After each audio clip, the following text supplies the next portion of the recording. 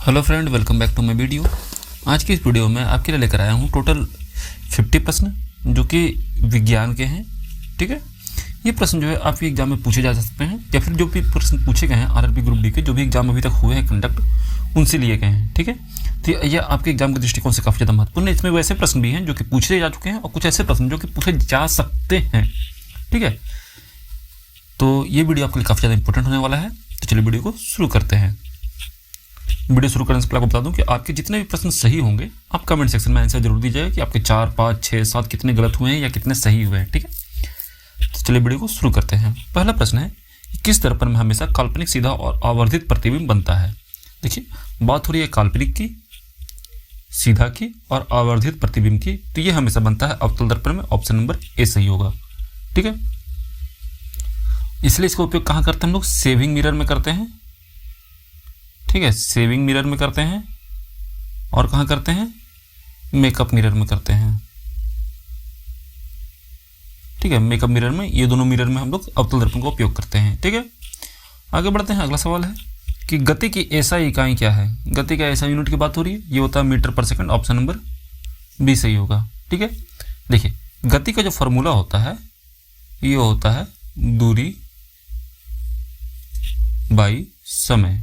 ठीक है, यहाँ से दूरी का m हो जाता है और यहाँ से समय का s हो जाता है, इसलिए मीटर पर सेकंड जो है सही जवाब होता है। आगे बढ़ते हैं। अगला सवाल देखिए,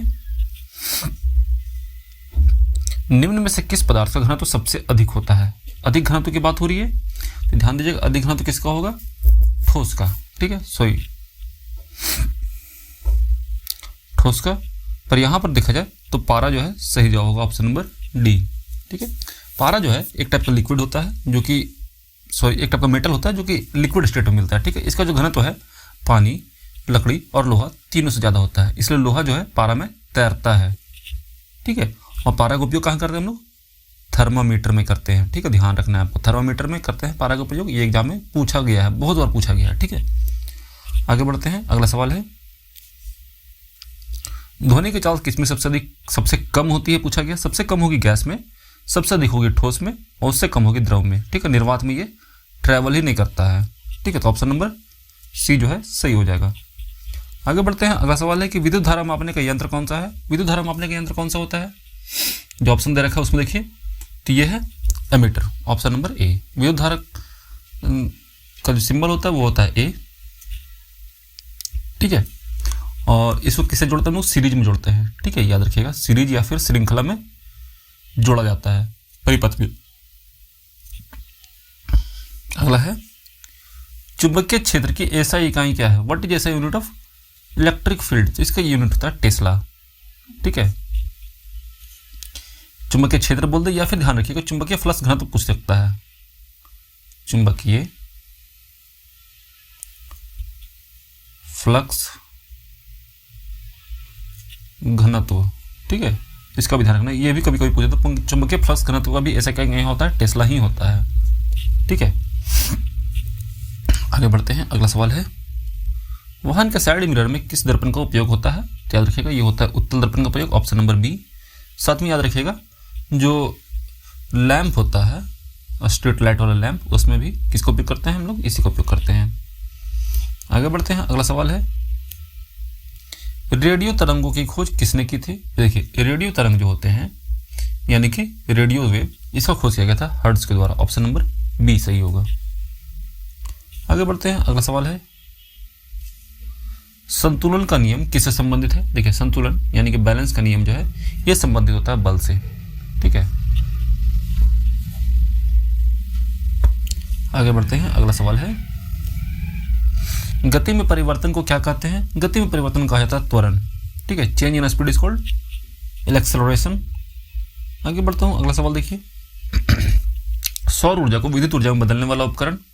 देखिए, जो उपकरण सौर ऊर्जा को विद्युत ऊर्जा में बदल देगा उसे कहते हैं solar cell. Option number B. आगे बढ़ता हूं। अगला सवाल देखिए एसआई प्रणाली में कार्य की इकाई क्या है? देखिए, जो एसआई यूनिट था उसमें कार्य का इकाई क्या होता है? ये होता है जूल। ठीक है, 1 जूल का मतलब होता है 1 न्यूटन भार को हम लोग 1 मीटर डिस्प्लेस कर दिए। ठीक है, इसका मतलब होता है 1 जूल का मतलब क्या होता है, 1 न्यूटन भार को 1 मीटर डिस्प्लेस करने में जो कार्य होगा वो कितना होगा, 1 जूल होगा। आगे बढ़ता हूँ, अगला सवाल है विद्युत प्रतिरोध के एसआई इकाई क्या है, ये होता है ओम और इसका सिंबल होता है ओम। ठीक है, आगे बढ़ता हूँ, अगला सवाल है 1 हॉर्स पावर लगभग कितने वाट के बराबर होता है, तो ये होता है 746 वाट, ऑप्शन नंबर सी। आगे बढ़ता हूँ, अगला सवाल देखिए किसमें विद्युत चालकता सबसे अधिक होगी, सबसे अधिक विद्युत चालकता किसमें होती है, तो याद रखिएगा जो ऑप्शन दिया है तांबा, ऑप्शन नंबर सी। बाकी 3 का 3 जो है विद्युत के कुचालक है। आगे बढ़ते हैं, अगला सवाल है ध्वनि का पिच निर्भर करता है, तो ध्वनि का पिच किस पर निर्भर करता है, आवृत्ति। ठीक है, देखिए पिच जो है कब बढ़ेगा, जब आवृत्ति बढ़ेगी, यानी फ्रीक्वेंसी जब बढ़ेगी तो पिच भी बढ़ेगा। आगे बढ़ते हैं, अगला सवाल है शीतल हवा का बहना किसका परिणाम है। देखिए शीतल हवा जो बहती है, ठंडी हवा जो बहती है, ये संवहन का परिणाम होता है। ठीक है, जब गर्म हवा ऊपर उठती है तो ठंडी हवा उसकी जगह लेती है, संवहन कहते हैं, ऑप्शन नंबर ए सही होगा। आगे बढ़ते हैं, अगला सवाल है निम्न में से कौन सा एक निष्क्रिय गैस है, निष्क्रिय गैस कौन सा है, inert gas, helium, option number C. आगे बढ़ता हूं, अगला सवाल है किस धातु को द्रव्य का राजा कहा जाता है। देखिए द्रव्य का राजा कहा जाता है, ये किसे कहा जाता है, कहा जाता है सोना को, ऑप्शन नंबर बी। आगे बढ़ते हैं, अगला सवाल है pH 7 का अर्थ क्या है। pH 7 जो होता है ये उदासीन विलयन का pH वैल्यू होता है, ऑप्शन नंबर सी।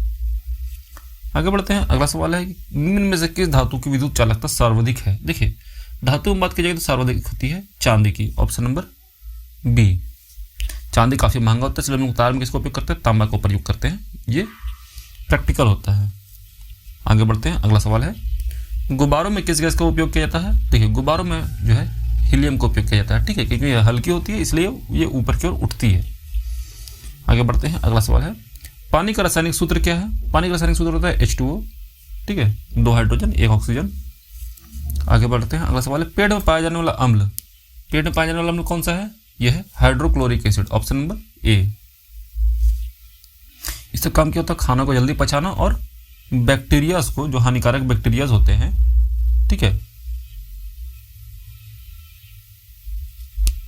उनको मारना। ठीक है, ये होता है हाइड्रोक्लोरिक एसिड का काम। आगे बढ़ता हूं, अगला सवाल है बैटरी में उपयोग होने वाला अम्ल, बैटरी में कौन से अम्ल का उपयोग करते हैं, सल्फ्यूरिक एसिड का, ऑप्शन नंबर बी। ठीक है, आगे बढ़ते हैं, अगला सवाल है कांच मुख्य रूप से किससे बना होता है। देखिए कांच जो होता है ये बना होता है सिलिका से, ऑप्शन नंबर बी सही होगा। इसलिए जो कांच पे इसका फॉर्मूला होता है SiO2, सिलिकॉन ऑक्साइड। आगे बढ़ते हैं, अगला सवाल है स्टेनलेस स्टील में मुख्य रूप से क्या पाया जाता है। स्टेनलेस स्टील जो होता है इसमें मुख्य रूप से निकल मिलाया जाता है। ठीक है, याद रखिए कहीं कहीं हम लोग इसमें क्रोमियम भी मिलाते हैं। ठीक है, क्रोमियम का भी उपयोग किया जाता है स्टेनलेस स्टील को बनाने के लिए। आगे बढ़ते हैं, अगला सवाल है पेंसिल में कौन सा पदार्थ होता है, तो पेंसिल में होता है ग्रेफाइट, ऑप्शन नंबर बी सही होगा। अगला सवाल है एलपीजी का मुख्य घटक क्या है। देखिए एलपीजी जो होता है इसमें ब्यूटेन जो होता है अधिक मात्रा में होता है, ऑप्शन नंबर ए। साथ में प्रोपेन भी होता है, प्रोपेन। ठीक है, पर ब्यूटेन ज्यादा होता है इसलिए ब्यूटेन को हम लोग सही करके चलते हैं। आगे बढ़ते हैं, अगला सवाल है किसी धातु की जंग लगना किसका उदाहरण है। देखिए धातु में जंग लग गया तो ये ऑक्सीकरण का उदाहरण होता है, ऑप्शन नंबर ए। ठीक है, ऑक्सीजन प्लस वाटर जब रिएक्शन करेगा आयरन के साथ तो बनाएगा जंग को, रस्टिंग को, Fe3O4 इसका फॉर्मूला होता है जंग का। अगला है सोडियम का प्रतीक क्या है। सोडियम का प्रतीक होता है Na। ठीक, कंफ्यूजन नहीं होना है, Na होता है सोडियम का प्रतीक। आगे बढ़ते हैं, अगला सवाल है ठीक है, अगला सवाल है टेबल सॉल्ट। टेबल सॉल्ट का रासायनिक नाम NaCl, सोडियम क्लोराइड। आगे बढ़ते हैं, अगला सवाल है दूध में पाया जाने वाला मुख्य प्रोटीन। देखिए दूध में जो प्रोटीन मैक्सिमम मिलता है जनरली वो होता है कैसीन। इसी की वजह से जो होता है दूध जो है हल्का पीला रंग का नजर आता है। ठीक है, और ये क्या करता है दही बनने में मदद करता है दूध का। आगे बढ़ता हूं, अगला सवाल है मानव शरीर में सबसे बड़ा अंग कौन सा है? तो यह है यकृत, ऑप्शन नंबर बी। अगला है रक्त का लाल रंग किसके कारण होता है? देखिए, जो मनुष्य के शरीर का रंग के रक्त का रंग लाल होता है, ये होता है हीमोग्लोबिन की वजह से, ऑप्शन नंबर बी। अगला है मानव हृदय में कितने कक्ष होते हैं? ये होता है 4, 2 होते हैं आलिंद, ठीक है, 2 को क्या कहा जाता है? आलिंद कहा जाता है, और 2 होते हैं निलय।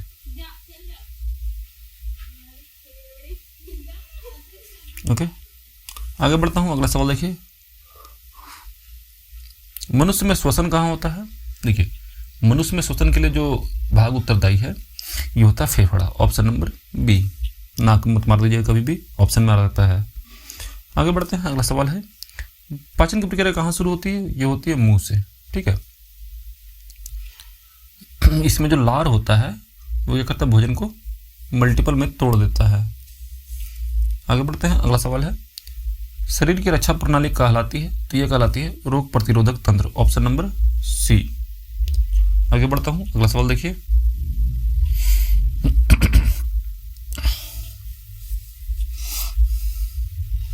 पौधों में भोजन किस प्रक्रिया से बनता है? तो यह बनता है प्रकाश संश्लेषण की प्रक्रिया से, ठीक है। सूर्य क्या करते हैं? सूर्य के प्रकाश और CO2 और पानी की मदद से क्या करते हैं? भोजन बना लेते हैं। आगे बढ़ते हैं, अगला सवाल है पौधों में जल का परिवहन कौन करता है? तो जल का परिवहन पौधों में कौन करेगा? ये करेगा जल है तो जाइलम, ठीक है। खनिज लवण होगा तो फ्लोएम। फ्लोएम किसके लिए जिम्मेदार होता है? खनिज लवण के लिए, ठीक है, याद रखना है आपको। आगे बढ़ता हूं, अगला सवाल देखिए मनुष्य की आंख किस प्रकार की लेंस है? तो ये होता है उत्तल लेंस।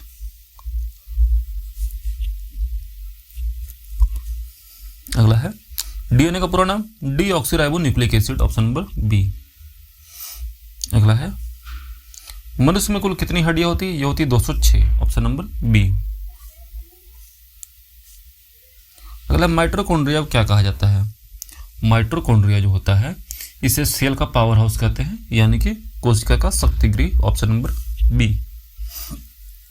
अगला है इंसुलिन किस अंग में बनता है? इंसुलिन जो है ये बनता है अग्नाशय में, और ये क्या काम करता है? शर्करा को नियंत्रित करता है, ठीक है। जो शुगर होता है उसको नियंत्रित करता है, और इंसुलिन की कमी से क्या कौन सी बीमारी होगी? मधुमेह यानी कि डायबिटीज।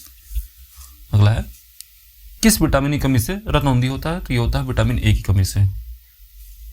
अगला है पादपों में CO2 का अवशोषण कौन करता है? देखिए, पादपों में जो CO2 का अवशोषण होता है ये होता है रंध्र से, ऑप्शन नंबर सी। अगला है कि रक्त का थक्का किससे बनता है? तो रक्त का थक्का बनता है प्लेटलेट से, ऑप्शन नंबर डी। और आज का आखिरी सवाल है कि मानव शरीर की सबसे लंबी हड्डी, तो ये होती है फीमर, ऑप्शन नंबर बी। ये कहाँ होता है? जांग में होता है, ठीक है। फीमर जो है जांग की हड्डी होती है और सबसे लंबी और सबसे मजबूत हड्डी होती है, ठीक है। तो आज की वीडियो में इतना था फ्रेंड। हम लोगों ने लगभग 50% किए हैं ऐसे जो कि एग्जाम में आपके पूछे जा सकते हैं। आरआरबी ग्रुप डी की जो एग्जाम कंटिन्यू है, चल रहा है, उसमें पूछा जा सकता है, ठीक है। तो मिलते हैं नेक्स्ट वीडियो में। जय हिंद, अपना ख्याल रखेंगे and finally thanks for watching.